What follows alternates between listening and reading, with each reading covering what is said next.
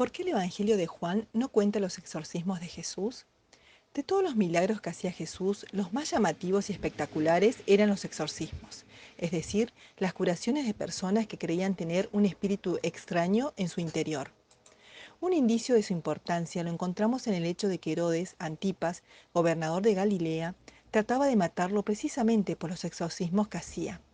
Por eso, cuando se lo contaron a Jesús, éste dijo: vayan y díganle a ese zorro: yo expulso demonios y realizo curaciones hoy y mañana, y al tercer día voy a terminar mi tarea.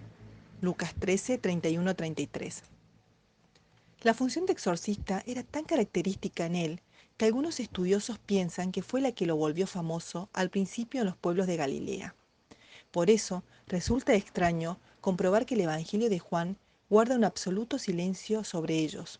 No incluye ni un solo relato, ni una frase, ni una palabra, ni un dicho que pudiera dar a entender que Jesús hubiera hecho exorcismos en su vida. ¿Por qué no quiso contarlos?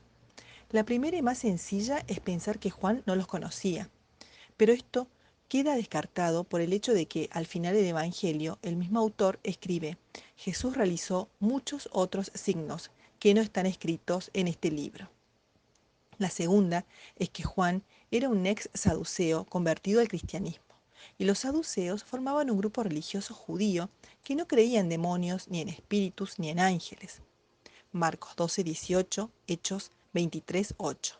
De modo que al convertirse al cristianismo, este ex saduceo no quiso contar los exorcismos de Jesús porque él no creía en ese tipo de enfermedades. Pero esta ingeniosa solución también queda desmentida por el mismo Evangelio, ya que Juan afirma 4 veces que los enemigos de Jesús lo consideraban a él un endemoniado. Por ejemplo, cuando Jesús dice que Él y Dios son una misma cosa, los judíos enojados exclamaban: tienes un demonio. Juan 7:20. Cuando Jesús comenta que Él viene de Dios, repiten: ¿no decimos con razón que estás endemoniado? Juan 8:48. Cuando Jesús dice que quien lo escucha no morirá jamás, le contestan: ahora estamos seguros de que tienes un demonio. Juan 8:52.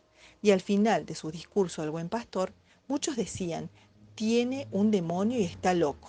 ¿Por qué lo escuchan? Juan 10:20. Hay una tercera explicación que es la más probable de todas.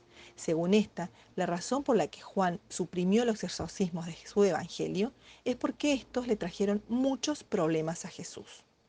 Porque estos extraños enfermos eran personas marginadas, excluidas del sistema social, perturbadas muchas veces a causa de las desigualdades sociales, la desnutrición, el constante clima de violencia y la destrucción de las familias en las zonas rurales.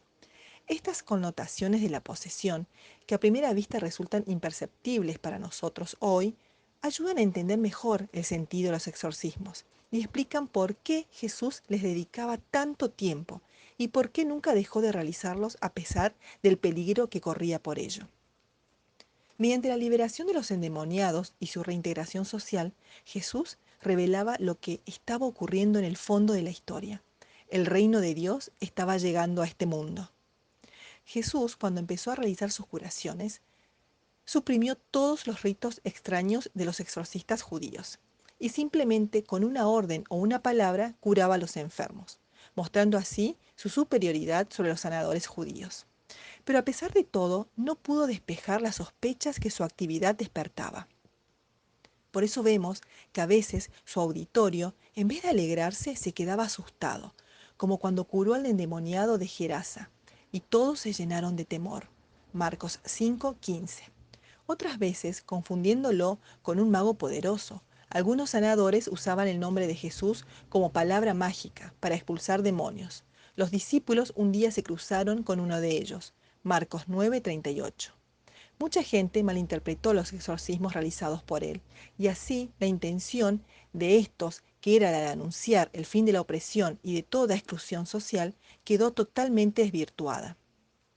Frente a estas circunstancias, es fácil comprender por qué el cuarto evangelio pensó que un Jesús exorcista no era lo mejor para presentar a sus lectores. Pero hubo además otras dos circunstancias que influyeron en la decisión del discípulo amado de eliminar los exorcismos de su maestro. La primera es que Juan tenía una idea de Jesús mucho más elevada que los otros tres evangelistas.